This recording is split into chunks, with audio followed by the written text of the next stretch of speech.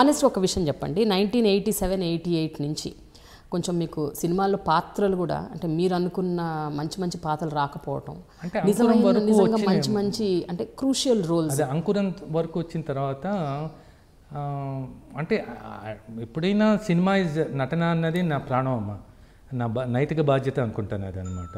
ఎట్లయినా చేయాలి అది అని చెప్పి అంటే టెంప్ట్ ఇది రాలేదు. ఇప్పుడు చాలామంది ఆఫర్ చేశారు, అప్పుడు ఏంటి అది చూసేవాడిని పోనీ గ్యాప్ తీసుకొని చేద్దామంటే టెంప్ట్ మనం, ఎందుకంటే పొద్దున్నే షూటింగ్కి వెళ్తున్నప్పుడు ఇవాళ షూటింగ్కి వెళ్తున్నాం, ఒక అద్భుతం సినిమా సీన్ చేయబోతున్నాం, మంచి యాక్టర్స్తో కలిసి కాంబినేషన్ చేయబోతున్నాం, ఆ ఫీలింగ్ వచ్చినప్పుడు సినిమాకి వెళ్తున్నప్పుడు చాలా అద్భుతంగా అది నేను మా భూమి నుంచి అంకురం వరకు ఎంజాయ్ చేశాను.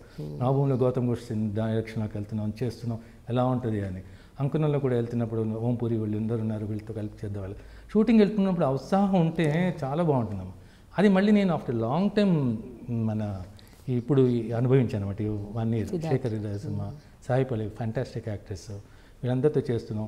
మనం ఆ కాంపిటీషన్లో ఉంటాం, మన జాగ్రత్తలో మనం ఉంటాం, ఇవన్నీ చేసుకుని అలా మధ్యలో ఏది చేయడానికి చాలామంది చేశారు కానీ అట్లా అట్రాక్ట్ అంటే సర్వం మానేసి వచ్చి చేయాలని ఉండాలమ్మా యాక్టింగ్ అంటే. నేను అదే అనుకున్నా, ఈ సినిమా చేస్తున్నాను, మన తండ్రి పాత్ర వేస్తున్నాను ఒప్పుకున్న తర్వాత సర్వం వడ్డుతాం ఇక అంతే.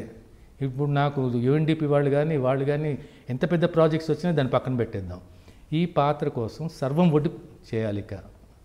ఎందుకంటే పక్కన సాయిబాలో కూడా నా కూతురు ఉంది, పెద్ద ఛాలెంజ్ ప్లస్ క్యారెక్టర్ కూడా.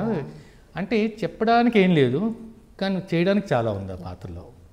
అట్లా అదొక గమ్మత్తుగా జరిగింది. అయితే సినిమా డాక్యుమెంటరీ మీరు తీస్తున్నప్పుడు మీరు ఎంచుకున్న the directors and technicians highly అంటే లెజెండరీస్ టోటల్గా.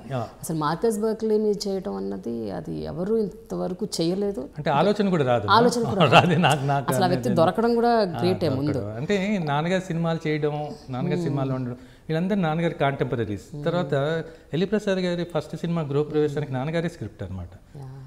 అట్లా ఆయనకి చాలా గ్రాటిట్యూడ్ నాన్నగారు అండి. అసలు సాయిచంద్ గారు వీళ్ళందరివి చేయటం ఒక ఎత్తు, అంటే వీళ్ళందరి ఇంటర్వ్యూస్ చేయటం, వాళ్ళ మీద ½ an hour డాక్యుమెంటరీలు ఓకే, బట్ మీరు బాపు రమణ గారిని మాట్లాడిచ్చారు. అసలు అది ఇట్ ఈస్ ఐ థింక్ అది ప్రపంచంలో ఎవరికి సాధ్యం కాదు, అరుదైన కాదు, అసలు ఎవరికి సాధ్యం కాదు టోటల్గా.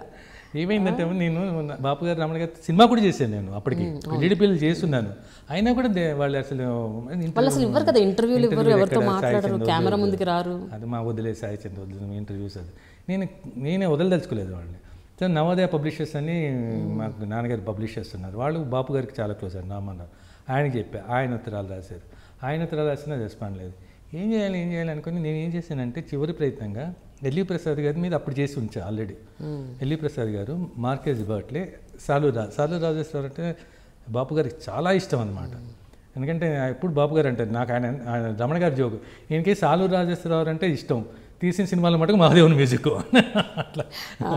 సాలూరు రాజేశ్వరరావుది, మార్కేజ్ బర్ట్లేది, ఎల్లి ప్రసాద్ గారిది క్యాసెట్ చేసి ఆయనకి పంపించి చెప్పా, సార్ నేను క్యాసెట్ పంపుతున్నాను, చూడండి, మీరు చూసి మీకు నచ్చితే చేయండి, లేకపోతే నో ప్రాబ్లం, ఒకసారి అట్లా ఉంటుంది ఫార్మేట్, ఒకసారి చూడండి.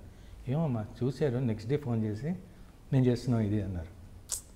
నాకు అది నిజంగా ఒక వండర్ అనమాట. ఇంకొక గొప్ప విషయం ఏంటంటే మేము వెళ్ళేటప్పటికీ అది మేము చేయడం కాదు, వాళ్ళే ఎలా చేస్తే బాగుంటుంది అన్నదాన్ని ప్లాన్ చేశారనమాట. ఇట్లా మీ ఇద్దరం యాక్చువల్లీ సినిమా డాక్యుమెంటరీస్ పూర్తిగా ఇండివిజువల్గా, ఇప్పుడు బాబు మన ఎల్లిప్రసాద్ గారే, నాగిరెడ్డి గారే, మార్కేజ్ బట్ల అని, సాలూరు రాజేశ్వరరావు. ఈ డాక్యుమెంట్లో ఇద్దరు కూర్చుంటారు, ఇద్దరు కలిపి చేస్తారనమాట. ఆయన స్టూడియో ఆయన అంతా అరేంజ్ చేశారు, ఆయన స్టూడియోలో చేసాము, ఆయన అంతా అరేంజ్ చేశారు. కింద కుర్చీలో కూర్చుందామంటే కింద కూర్చుంటే బాగుంటుందో సాయిచంద్ అంటే, నేను మళ్ళీ వాళ్ళకి కన్వీనియంట్గా ఉంటుందని వాళ్ళ కెమెరామెన్తోనే అది షూట్ చేయించాను.